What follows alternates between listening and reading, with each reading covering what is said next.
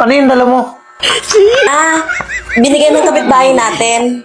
Kung ano-ano na lang binibigay sa'yo ng kapitbahay natin ah. Patulong ito kasi sa sobrang mahal ng mga bilihin. Wala ka bang binayaran dyan? Wala namang bayad to. Wala akong perang nilabas. Pero may hiningi sa akin. May hiningi? Anong hiningi niya sa'yo? Nilagyan lang niya ng pula dito, paikot. Ba't ka pumayag? Binubula ka lang noon. Para makuha niya lahat ng gusto niya, para sundin mo lahat ng sinasabi niya. Diyan ka nagkamali.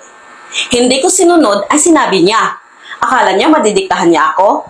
Ang sinabi ko, yun ang sinunod niya. Ay, salamat. Kaya malaki talaga tiwala ko sa'yo eh. Ano pala sinabi mo sa kanya? Bakit sinunod niya yung sinabi mo? Pagkatapos niya lagyan ng pula dito paikot, ang sabi niya, okay na. Oh, ano sabi mo? Sabi ko hindi pwede. Kasi kawawa naman yung ibaba pag hindi idadamay. Hindi niya ako madidiktahan, ano? Hindi siya makakaisa sa akin. Magaling kang kupal ka.